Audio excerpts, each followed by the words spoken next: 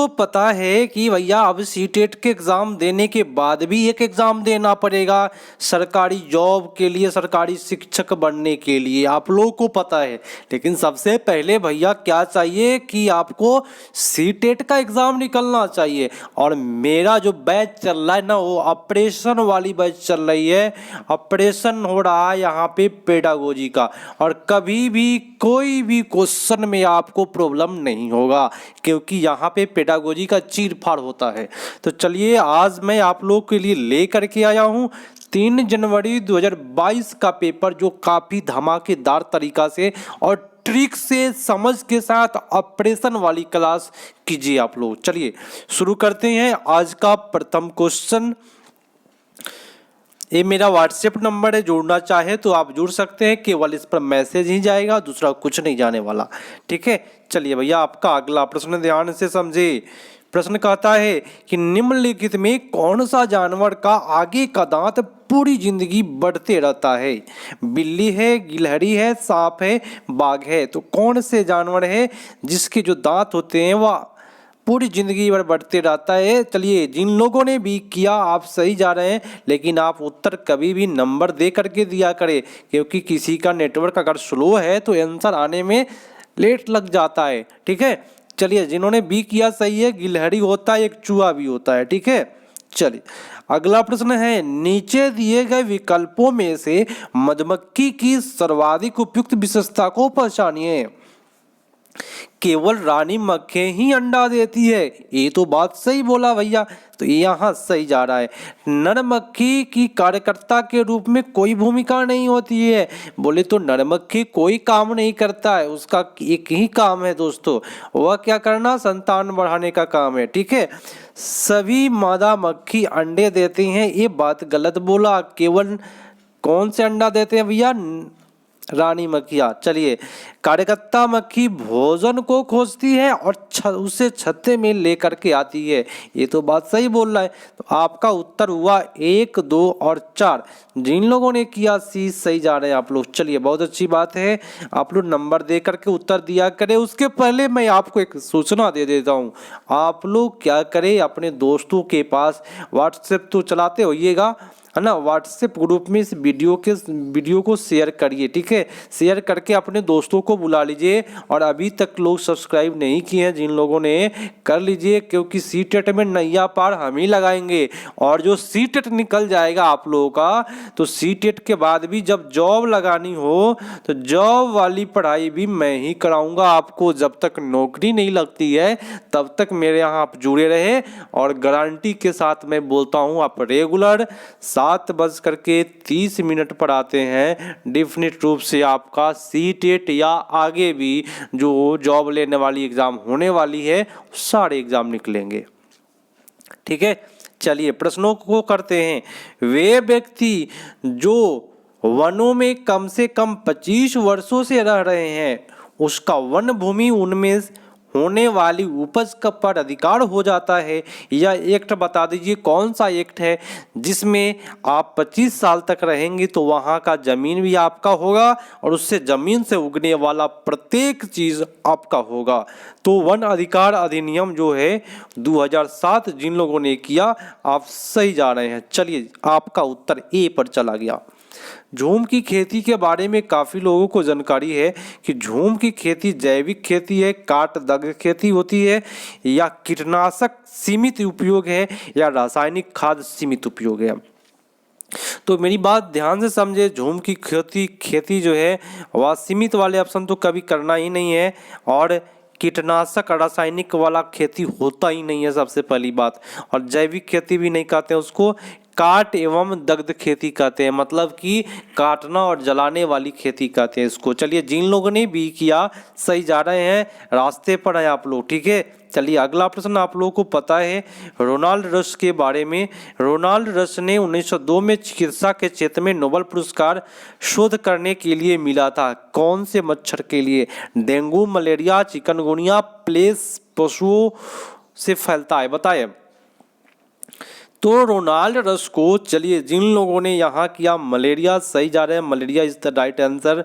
अगला प्रश्न है, प्रश्न कहता है कि सिनकोना के पेड़ के किस भाग का उपयोग मलेरिया उपचार के लिए किया जाता है? पूरे ध्यान से करें जवाब को।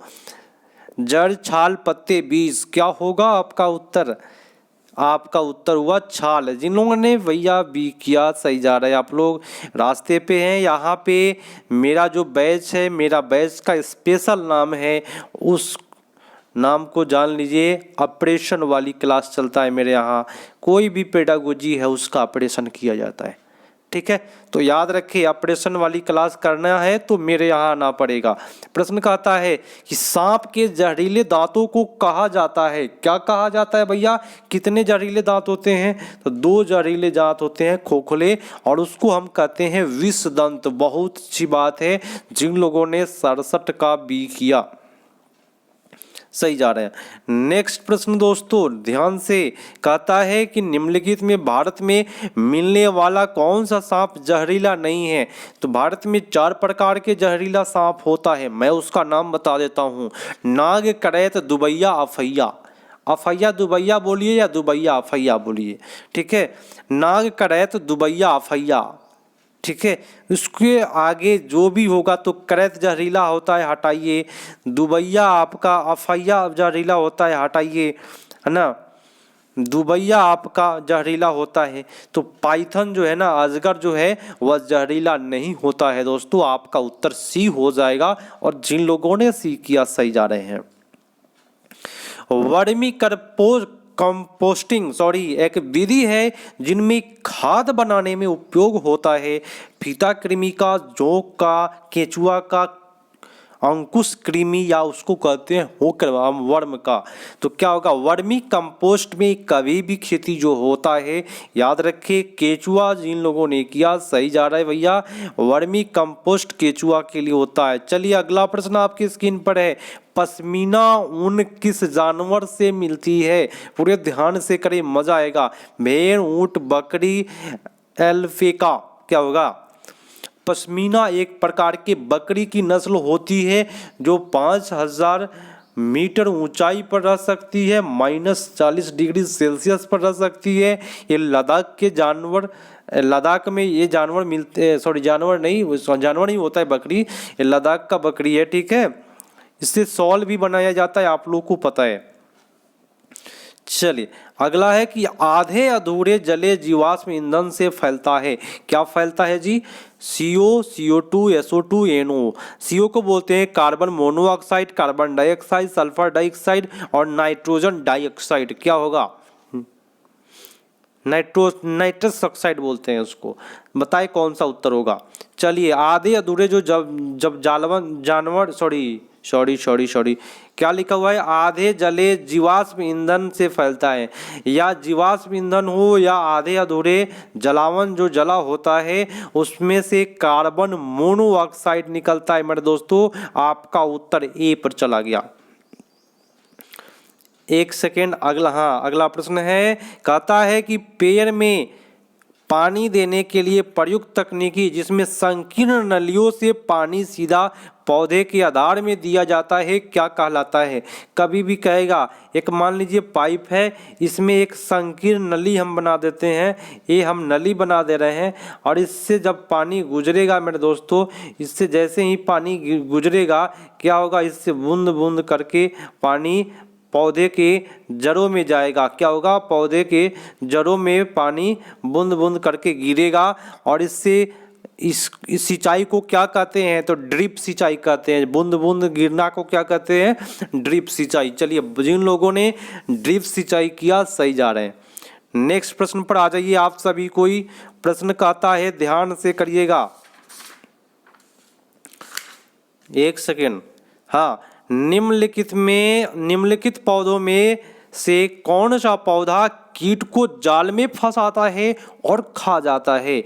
कसकूटा पौधा, सूरजमुखी का पौधा, कैक्टस पौधा होना चाहिए, यहाँ पे थोड़ा सा मिस्टेक हुआ है, घटपर्णी पौधा। बताए कीटों को जाल में फंसा करके खा जाता है, उसका नाम है कौन सा? नागफनी। और नागफनी को क्या कहते हैं आप लोग को पता है?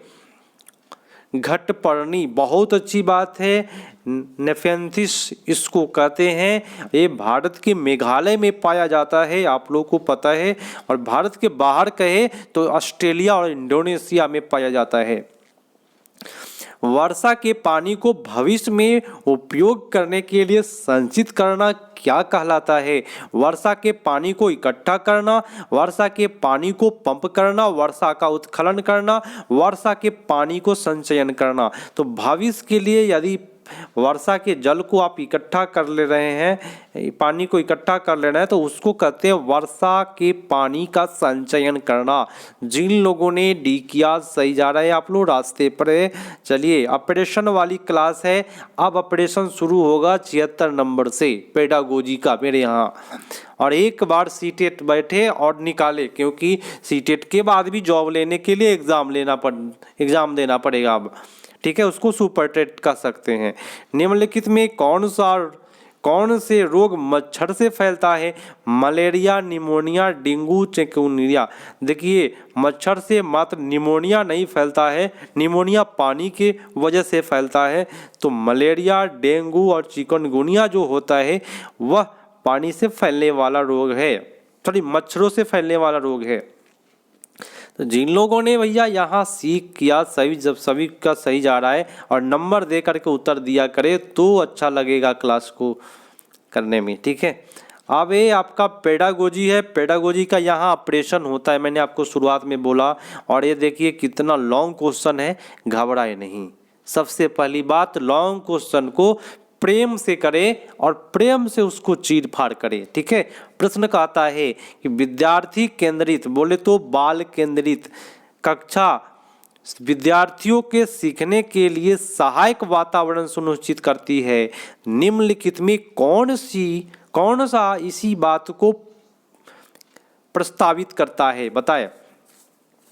सीखने को सुनिश्चित करता है तो कौन सी बात प्रस्तावित करता है? ऑप्शन बोला है शिक्षक निर्देश देता है। मेरी बात ध्यान से समझे, आज तक न कभी निर्देश वाली बात सही हुआ है और ना होगा, और बच्चा उसका पालन करे। तो भैया शिक्षक के निर्देश का अगर पालन कर लिए तो सीधी सी बात है कि बच्चा जो है वो कड़ी अनुशासन में है, इसलिए ये बात गलत हो गया। लिखा हुआ भी है अनुशासन।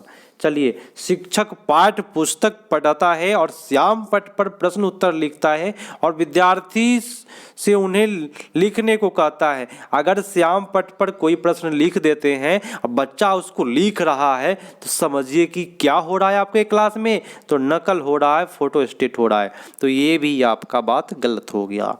शिक्षक ऐसी सीखने की परिस्थिति उपलब्ध कराता है जो विद्यार्थियों को अवसर देती है। बहुत अच्छी बात है कि अवलोकन करे, खोज करे, अन्वेषण करे, प्रश्न करे, प्रयोग करे तथा विभिन्न प्रत्ययों की समझ विकसित कर पाए। तो भाई बच्चों को अवसर देना बहुत अच्छी बात है और सीटेट इसको बहुत बेटर मानता है। यहाँ पे लिखा है कम से कम, ये लास्ट में गलत किया है। तो सबसे बेटर जो आपका ऑप्शन मिला वो सी मिला, पता है ना। यहाँ पे पेडागोजी का ऑपरेशन होता है। ऐसे ही हम करेंगे ऑपरेशन और आप लोग भी कीजिएगा। कोई दिक्कत हुआ क्या? इतना बड़ा प्रश्न में नहीं होगा और ना होने देंगे। प्रश्न कहता है 7:30 रेगुलर आया करे और लाइक करे। अपने दोस्तों के पास व्हाट्सएप ग्रुप बनाए होंगे, शेयर जरूर मार दीजिए। प्रश्न कहता है, आइए, कक्षा 5 के अध्याय दीवार के उस पार में एक शिक्षक आरिफ अपने छात्रों से जो खेल खेलते हैं उसके अनुभव साझा करने के लिए कहते हैं। तो निम्नलिखित में कौन सा उसके प्रयास को सबसे ज़्यादा स्पष्ट करेगा? खेल से संबंधित नियम की समझ विकसित करना, खेल से संबंधित मूल्यों को विकसित करना। देखिए, कभी भी नियम सही जाता ही नहीं है, नियम कभी भी गलत जाता है सीटेट के लिए। खेल से संबंधित मूल्यों का विकास, और इसमें है कि कुछ मुद्दों की समझ का विकास, जैसे लड़का लड़कियों के लिए एक जैसे खेल, सभी के लिए समान अवसर, टीम भावना। देखिए, इससे अच्छा ऑप्शन कुछ नहीं हो सकता है। लड़का हो या लड़की, सभी के लिए समान खेल हो सकते हैं। क्या दिक्कत है? कोई दिक्कत नहीं ना हुआ। चलिए, अगला प्रश्न पढ़ाते हैं, क्षमता वाली बात कभी भी गलत होती है। नेक्स्ट, निम्नलिखित में कौन सी विधि प्राथमिक कक्षाओं में ईवीएस की समझ के लिए सबसे उपयुक्त होगा? व्याख्या विधि। मेरे दोस्तों, मेरे प्यारे साथियों, समझ लीजिए ध्यान से कि कभी भी आज तक सही हुआ ही नहीं है व्याख्या विधि। चौक तर्क विधि का दूसरा नाम है पेपर पेंसिल, जिसको मैं हमेशा गलत काटता हूं और काटूंगा। ठीक है, चलिए, जांच आधारित परीक्षण और जगमग पद्धति, ये क्या होता है जगमग वाली पद्धति? तो ये भी बात गलत हुआ, तो जांच आधारित शिक्षण सबसे बेटर, यहां सी पर चला गया। आइए अगले प्रश्न पर आ जाइए आप सभी। कोई कहता है कि ईवीएस के शिक्षण में क्षेत्रीय भ्रमण महत्वपूर्ण है। आप एक टीचर है तो आपको पता है कि क्षेत्र भ्रमण से कितने बच्चों को फायदे होते हैं। निम्नलिखित में कौन सा विकल्प इस प्रकार के भ्रमण के लिए सही है? बताएं। पूर्व योजना तथा प्रतिपुष्टि क्रियाकलाप के साथ स्कूल के नज़दीकी किसी स्थान पर जाना। मेरी बात ध्यान से समझे, यहाँ पे क्या लिखा है? ईवीएस शिक्षण में क्षेत्रीय भ्रमण महत्वपूर्ण है। क्षेत्रीय बोले तो नज़दीकी भ्रमण, तो नज़दीकी तो यहाँ पे लिखा हुआ है नज़दीक किसी स्थान पर जाना, बोला है कि नहीं? क्षेत्रीय भ्रमण माने क्या? नज़दीकी, और नज़दीकी की बात आपका ऑप्शन नंबर ए में किया है। लेकिन दूर दराज मारेंगे क्या? नहीं दोस्तों, नज़दीकी स्थान पर जाना, किसी नज़दीकी स्थान पर जाना, तो सबसे बेटर तो नज़दीकी वाली बात तो कर दिया है, आपका ऑप्शन नंबर ए में कर दिया है। अपनी पसंद की जगह पर जाना, भाई सेल्फिश वाली बात आज तक कभी सही नहीं हुई है। अपना पसंद से नहीं ले जाना चाहिए। बच्चों से पूछिए कि बच्चों को कहाँ जाने का मन है, तो अपनी पसंद से ना ले जाए। तो आपका उत्तर सबसे बेटर जो जा रहा है वह ए पर जा रहा है। चलिए ध्यान से करें क्लास को, चलिए मज़ा आने वाला है क्लास। कहता है क्या कि एक ईवीएस की कक्षा को एक खुशहाल कक्षा होनी चाहिए। इस संदर्भ में निम्नलिखित में कौन सा कथन सही होगा? बताइए, कौन सा कथन सही हो जाएगा? शिक्षक कक्षा में खुश रहती है और विद्यार्थी उसके निर्देश का खुशी खुशी पालन करते हैं। भाई कभी भी निर्देश वाली बात करे, बच्चा खुशी खुशी टीचर के निर्देश का पालन नहीं करता, वो जबरदस्ती हो जाती है, अनुशासन वाली बात हो जाती है। चलिए, अनुशासन का संचालन करना, यहाँ भी भाई वही बात बोल रहा है अनुशासन का, तो इसको भी हटा दीजिए तो बेटर होगा। चलिए, बच्चे को क्या करना है? अवलोकन करवाना है, अन्वेषण करना है, प्रश्न पूछेगा, क्रियाकलाप करेगा। इससे बच्चा क्या करेगा? अवसर मिलेगा बच्चों को। चलिए, यहाँ पे लिखा है पाठ्यपुस्तकों तथा बेहतर से समझने के लिए पाठ्य विषय को रेखांकित करना। तो कभी भी किताबी ज्ञान से बच्चों को दूर रखना, ये बात गलत बोला। तो जिन लोगों ने भैया सीखिए सही जा रहे हैं। चलिए, बहुत अच्छी बात है, रेगुलर बने रहे, आप लोग घबराए नहीं। प्रश्न कहता है कि बच्चों में विश्लेषणात्मक विचार विकसित करने के लिए वंश वृक्ष एक उपयोगी उपकरण है। भैया वंश वृक्ष होता क्या है? आपको पता है कि कोई भी एक वृक्ष होता है, उसके बगल में छोटा सा वृक्ष होता है, तो उसी का ना वंश हुआ, तो उसी को कहते हैं वंश वृक्ष। ठीक है, तो इस प्रकार से मान लीजिए कोई केला का थम है, तो केला के थम के बगल से ही एक केला का थम निकलता है, इस प्रकार से निकलता है कि नहीं निकलता है, तो उसको क्या कहेंगे? वंश वृक्ष कहेंगे। इससे क्या होता है? अनेक पीढ़ी उसका बढ़ते चला जाएगा। ठीक है, इसको कहते हैं वंश वृक्ष। तो संयुक्त परिवार उसके संबंध के बारे में परिवार वाली बात नहीं है यहाँ, वृक्ष के बारे में, या केवल निकटवर्त, ये भी परिवार वाली बात हो रही है, या केवल दादा दादा नाना नानी, ये सब होगा ही नहीं मेरे दोस्तों। आपका उत्तर सबसे बेटर है कि यह अनेक पीढ़ियों से परिवार के सदस्यों के आपसी संबंध के बारे में बताना ही वंश वृक्ष कहलाता है। इस सबसे बेटर आपका उत्तर क्या होगा? अनेक पीढ़ी। जैसे मैंने आपको बोला कि बगल में एक केला का पेड़ निकल जाता है काटने के बाद, तो उसको क्या होगा? आपसी संबंध है या नहीं अनेक पीढ़ियों का।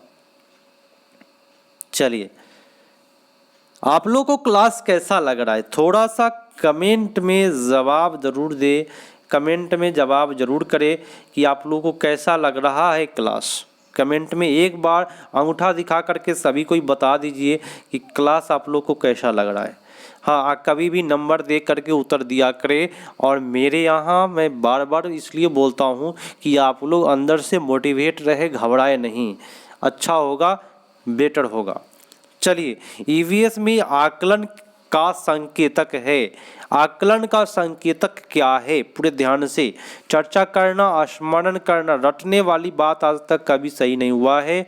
कथन देना मेरे दोस्तों, एक सेकेंड थोड़ा सा मार्कर चेंज करना बहुत ज़रूरी है क्योंकि अच्छा नहीं लग रहा है। तो स्मरण वाली बात गलत है। उसके बाद कथन देने वाली बात भी सही नहीं जाता है। सूची बनाने से भी बेटर नहीं होगा। सबसे बेटर क्या होगा? तो चर्चा करना। क्या होगा? चर्चा करना। तो जिन लोगों ने चर्चा किया उसी, देखिए अब नोट कैसे बनाएंगे आप लोग, मैं आपको बता देता हूँ। इसको नोट करना है, ठीक है, कि आकलन का संकेतक में लिख करके लिख लीजिएगा। चर्चा करना जो होता है आकलन का संकेतक कहलाता है। कोई दिक्कत परेशानी नहीं न है? चलिए, अगला प्रश्न आपकी स्क्रीन पर है। कहता है कि कक्षा 3 के विषय में मानचित्र के अंतर्गत कौन सा क्रियाकलाप छात्रों के लिए सबसे उपयुक्त होगा? देखिए, मेरी बात आप नोट करते चलेंगे तो कुछ आपको आगे चल करके कोई दिक्कत नहीं होगा। ये रेखाचित्र उनसे अपने घर का रेखाचित्र बनाने के लिए कहेंगे। रेखाचित्र बनाने से क्या होगा? मानचित्र बन जाएगा क्या? मान लीजिए घर का आप अपना डिजाइन बना रहे हैं, रेखाचित्र बना रहे हैं, तो क्या आप मानचित्र पढ़ा लिए, मैप पढ़ा लिए?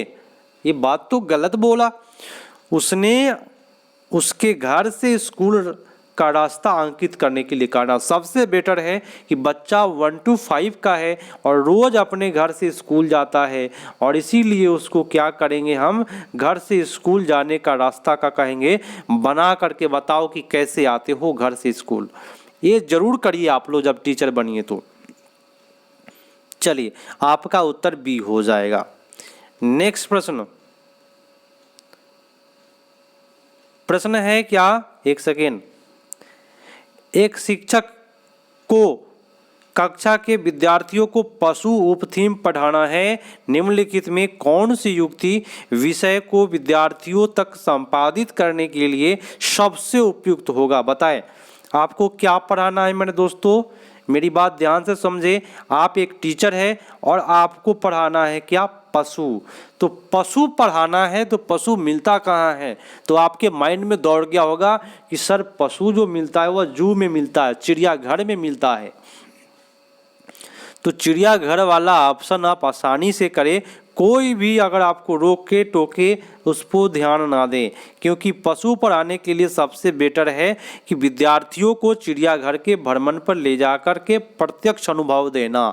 तब न समझेगा कि जिराफ क्या होता है। ऐसे ही बोल दिए जिराफ है, देखो भाई जिराफ में निकल जाएगा, लेकिन जिस दिन देख लिया बच्चा तो उसका प्रत्यक्ष अनुभव हो जाएगा। यहाँ पे लिखा हुआ है और ये जीवन भर के लिए याद होगा।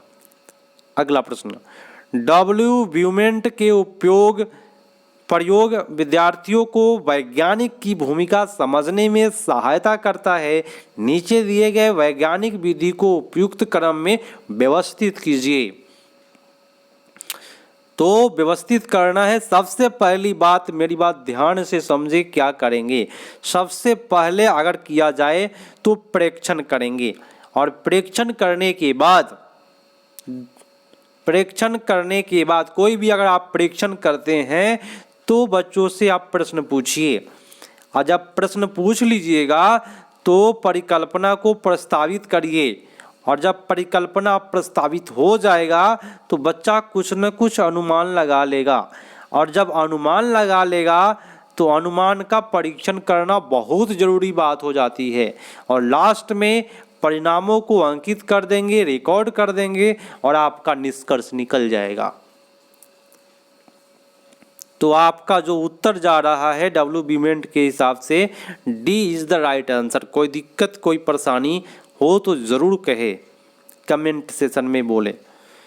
चलिए, प्रत्येक लोग कमेंट जरूर करें कि मेरा 30 में कितना नंबर आया है, ज़रूर कमेंट करें सभी कोई।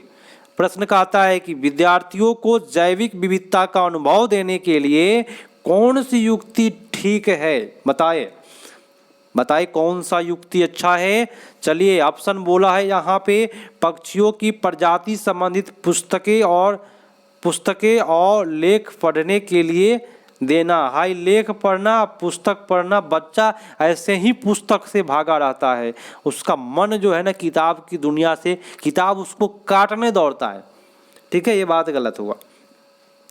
प्रवासी पक्षी के बारे में विभिन्न लघु चलचित्र दिखाना। यहाँ पे क्या करना है, जैव विविधता के बारे में अनुभव देना है। तो केवल प्रवासी पक्षी क्यों, हमारे अगल बगल का पक्षी का वो आपका दुश्मन है क्या? तो ये बात गलत बोल रहा है। पक्षी अभयारण्य में अवलोकन के लिए ले जाना, मैंने आपको बोला जानवर पढ़ाइए या पक्षी पढ़ाइए। आप लोग बच्चों को कहाँ ले जाइए, अभयारण्य में ले जाइए, चिड़ियाघर में ले जाइए, इससे बच्चा का प्रत्यक्ष अनुभव होता है, अच्छा से सीखता भी है। भाई भाषण देने से कुछ हुआ है और ना होगा, नेताजी नहीं बनना है। आपका उत्तर क्या आ गया? सी पड़ गया। अगला प्रश्न पूरे ध्यान से होशो हवासों में करना है।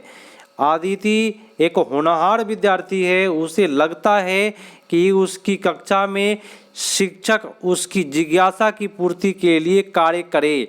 उसके शिक्षकों को किस प्रकार हस्तक्षेप करने की आवश्यकता है? उसे अतिरिक्त समय दें। चाहे कोई भी बच्चा हो जो आपको कितना भी अच्छा लगता हो, लड़का हो या लड़की, उसको अतिरिक्त समय नहीं देना है, नहीं तो जॉब में आने के बाद जॉब खो सकते हैं आप। स्नेह देना माने प्यार देना, किसी भी बच्चा को पर्सनली प्यार नहीं देना है तो सभी को, और नहीं तो जॉब फंस सकता है। उसकी कक्षा के नेतृत्व के लिए अतिरिक्त दायित्व देना, किसी को भी अतिरिक्त दायित्व नहीं देना है बच्चा को, तो होगा उसके लिए विशिष्ट शिक्षण सामग्री का प्रयोग करेंगे। अब भाई विशिष्ट क्यों करेंगे? क्योंकि होनहार विद्यार्थी है तो उसके लिए उसका जिज्ञासा पूर्ति कैसे होगा, तो उसके लिए विशिष्ट कोई सामग्री देंगे तो उस बच्चा का जो होगा वह जिज्ञासा की पूर्ति हो जाएगा, यहाँ पे लिखा हुआ है। ठीक है, तो जिन्होंने डी किया सही जाते हुए आप लोग रास्ते पर चल रहे हैं, आप लोग कोई दिक्कत नहीं है। इनमें से क्या पर्यावरण अध्ययन का भाग है? बताए तो मैं डायरेक्ट आंसर बताता हूँ। पर्यावरण अध्ययन में आता है विज्ञान, इसको नोट कर ले, यही आंसर आएगा, कभी नहीं बदलेगा। सामाजिक विज्ञान, पर्यावरण शिक्षा संबंधित मुद्दे और सरोकार। चलिए, एक बच्चा है, सुनिएगा, धीमी गति से सीखने वाले विद्यार्थियों के लिए पर्यावरण अध्ययन में सीखने सिखाने के लिए नाटक का उत्तम विधा मानी जाती है।